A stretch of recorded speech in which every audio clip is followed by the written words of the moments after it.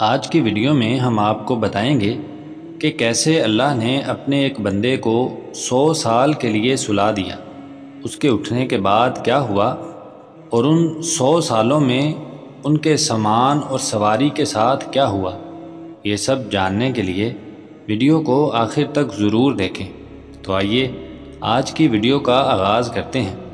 سورہ بقرہ میں یہ واقعہ موجود ہے کہ ایک اللہ کا بندہ اپنے گدھے پر سوار ایک ایسی بستی سے گزرا جو بالکل تباہ و برباد اور کھنڈر بن چکی تھی۔ کچھ مفسرین نے اس اللہ کے بندے کا نام حضرت عزیر بتایا ہے، لیکن کچھ کا کہنا ہے کہ اللہ نے اس کی وضاحت نہیں کی، اس لیے ہم یقین کے ساتھ نہیں کہہ سکتے کہ وہ عزیر علیہ السلام تھے۔ بہرحال اس بستی میں نہ کوئی مکان تھا اور نہ ہی کوئی مکین باقی تھا، مٹے ہوئے چند نقوش باقی تھے جو اس بستی کی تباہی اور بربادی کی داستان سنا رہے تھے۔ انہوں نے جب یہ حال دیکھا تو تعجب اور حیرت سے کہا کہ ایسا کھنڈر اور تباہ حال ویرانہ پھر کیسے آباد ہوگا، اور یہ مردہ بستی کس طرح دوبارہ زندگی اختیار کرے گی۔ اس اللہ کے بندے نے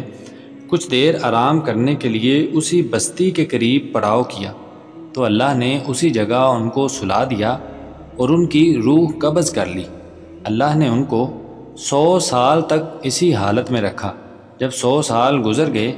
تو اللہ نے انہیں دوبارہ زندہ کیا اور پوچھا، تم کتنا عرصہ سوئے رہے ہو؟ انہوں نے کہا کہ 1 دن یا اس سے بھی کم عرصہ میں سویا ہوں، کیونکہ اللہ نے جب انہیں سلایا تھا تب دن چڑھنے کا وقت تھا، اور جب وہ دوبارہ اٹھے تو سورج غروب ہونے کے قریب تھا، اس لیے انہیں ایسا محسوس ہوا۔ پھر اللہ نے انہیں بتایا کہ آپ 100 سال اسی حالت میں رہے ہو، اور اب تمہارے تعجب اور حیرت کا یہ جواب ہے کہ تم ایک طرف اپنے کھانے کی چیزوں کو دیکھو، 100 سال گزرنے کے باوجود وہ بالکل ویسی کی ویسی ہی ہیں، اور دوسری طرف اپنے گدھے کو دیکھو کہ اس کا جسم گل سڑ گیا ہے اور صرف ہڈیوں کا ڈھانچہ ہی باقی بچا ہے۔ اور پھر ہماری قدرت کا اندازہ کرو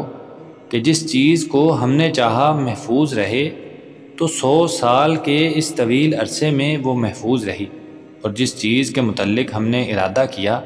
کہ اس کا جسم گل سڑ جائے تو وہ گل سڑ گیا، اور اب دیکھو ان ہڈیوں میں کیسے ہم جان ڈالتے ہیں۔ پھر دیکھتے ہی دیکھتے وہ ہڈیاں آپس میں جڑ گئیں، ان ہڈیوں پر گوشت چڑھ گیا، اور اس گدھے میں اللہ تعالیٰ نے جان ڈال دی۔ اور پھر کہا، ہم نے یہ سب اس لیے کیا ہے تاکہ ہم تمہیں تمہارے واقعے کو لوگوں کے لیے عبرت بنا سکیں، اور تاکہ تم یقین کے ساتھ مشاہدہ کر لو کہ اللہ کس طرح مردوں کو زندگی بخشتا ہے، اور اللہ تباہ شدہ چیزوں کو دوبارہ آباد کیسے کرتا ہے۔ پھر جب اللہ کے اس بندے نے اللہ کی اس قدرت کو دیکھنے کے بعد شہر کی طرف دیکھا